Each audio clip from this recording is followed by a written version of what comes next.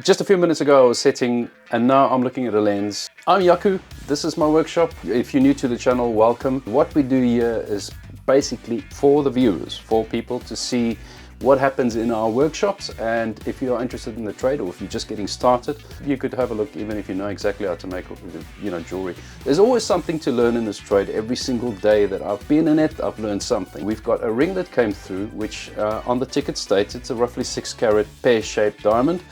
In a platinum mount, and it's in a bad state, and this is the kind of thing that you'll see a lot of if you're working in the trade. It housed a really big beautiful diamond, and at the same time the claws were just ruined.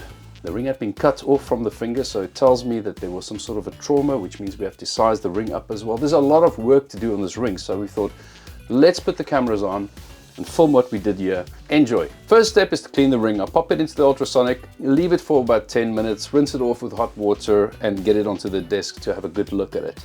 In this case, I'm going to have to basically take all the claws and rebuild them. Now there's a difference between retipping, where we can basically add a piece of metal on top of what's already been there, but these claws are worn from the sides, they're worn from the top, and they're holding a very big stone. Rebuilding claws means that I'm going to take the parts of the unspoiled claws, preserve those, and build brand new claws to the top, so that what holds the stone is essentially completely fresh. Then I see the ring is cut like I've mentioned, which means that it had been cut off the finger. I can tell because it's gone through one of those little beads to balance the ring. It's gone straight through that, so somebody had cut it off just to get the ring open.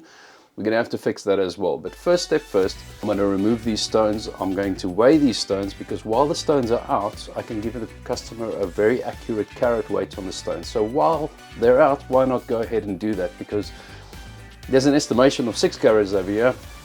The stone is pretty shallow in my opinion. So I'm going to weigh them and see what's going on.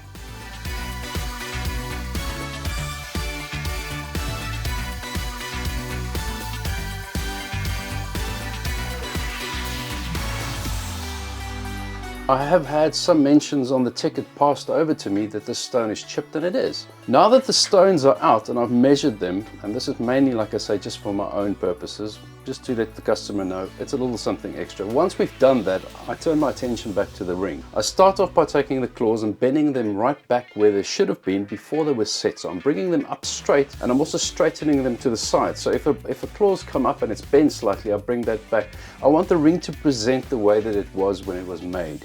From that point onwards, I can take the claw, cut it where I need to cut it, shape it so that I can add the new wire and it would look like one piece. We want to keep the wire the same thickness, because if we go any different thickness, it won't be as per the original. We don't want to change it because we weren't asked to change it. We're just going to basically rebuild this ring back into its former glory.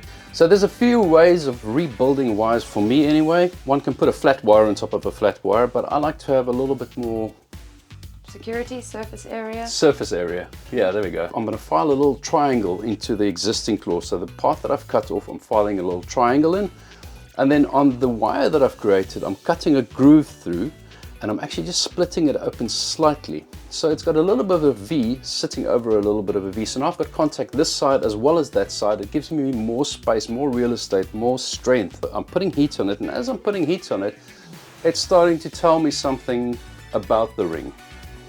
It's telling me that the ring might not be platinum. It's not responding like platinum.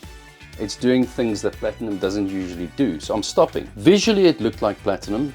This is not a metal that's plated. It just looked like platinum to me. So I know there's a high mixture of platinum in this old 18 karat, which it was at the end of the day. I had to stop, rethink this thing, obviously make new wires. I had a little bit more faith in the previous method of creating a V on top of it. I didn't need that much surface space because I really trust in platinum and the hardness of it. In this case, we're dealing with 18 karat. And now, not on top of that, I'm also dealing with 18 karat, which I'm questioning because I don't know how they've mixed it.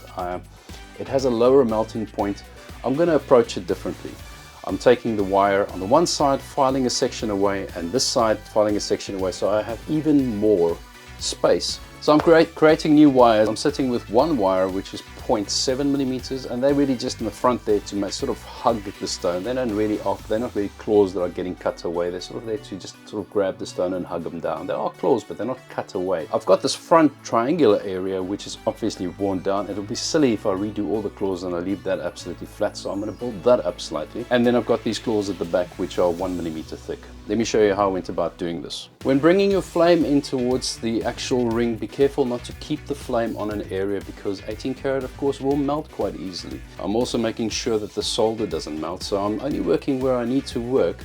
And as soon as I've got it tacked, I take the flame away, look at the position and reapply the heat so that we've got a proper solder.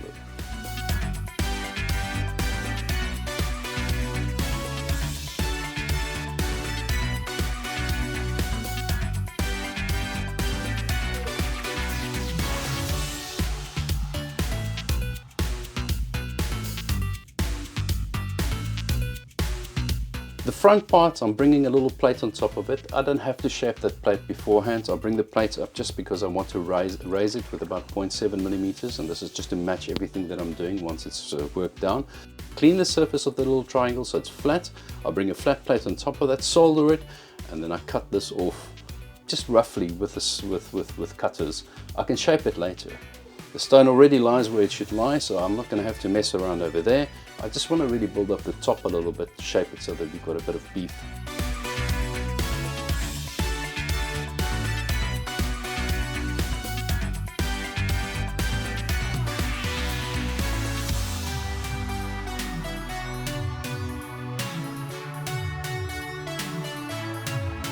I've got the claws on.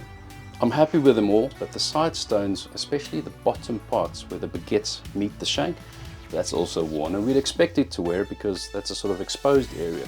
The top section where the baguette is seated in is sheltered by the diamond that was sitting on top here, so you have no wear and tear in that area, and there's no need for me to do any work there. With the taped baguette ends, we've got a problem.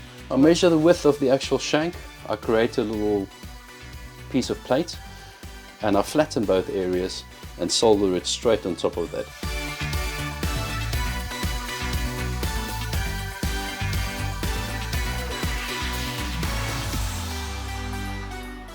Work a bit longer, you can always cut it off. If you work too short, building it up is a far bigger problem. So you have an extra length as well, which is extra leverage, which makes the set easier as well. We're done with the setting now. I'm not going to set the stones yet because I'm not done with the ring. The shank is still broken. We know the size was too small because it's cut off the finger. So I'm going back to the ticket and it tells me I've got to take it up quite a few sizes. I've heated it up 7 times this ring was sized up. So we want to get it to the size that's most comfortable for the customer. The beads that we're putting in the inside are going to be to stabilize the ring because there's a big diamond, a lot happening at the top, so the rings tend to want to swing around. Also with a finger, that's a bit problematic. The diameter probably just gets over the finger and then you need something to sort of stabilize it. There are other solutions, we'll talk about that in another video. But for now, I don't want to open it up and put an 8th piece of metal in there. The way that I wanted to do it in my workshop is to replace the majority of the shank.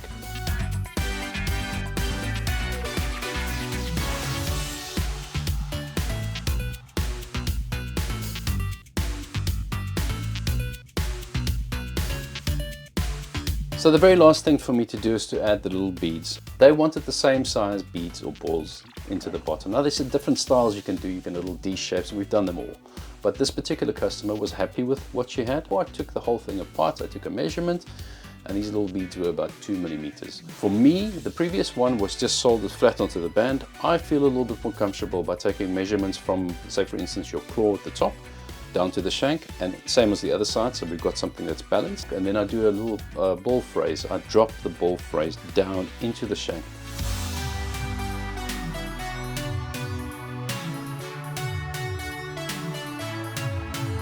So I've done the claws, I've done the rebuilding of the shank area. We are restoring the ring. We are not building a new ring. We are looking at this ring, respecting what it was because it is a beautiful style, and we're rebuilding it, trying to imagine what it would have been like when it was new.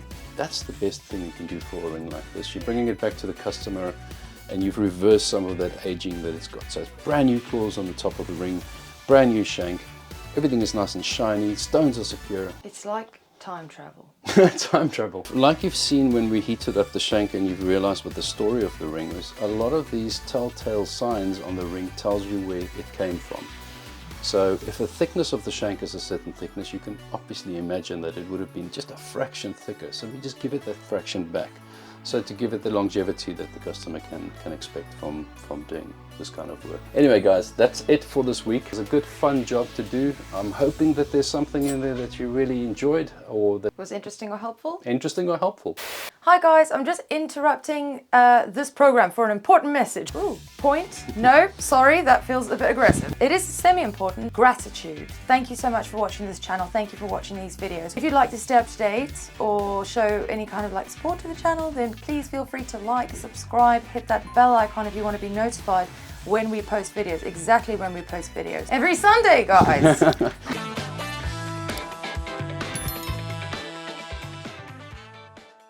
I'm going to get back to the setting bench. I think my chair just dropped. That happens. The very first thing I'm going to do is I'm going to clean the ring. Once the ring is creamed. The leg is creamed. Once the ring is creamed. Just a side note, guys. We've got some cats in the workshop, so if you hear any background noise... We have introduced cats.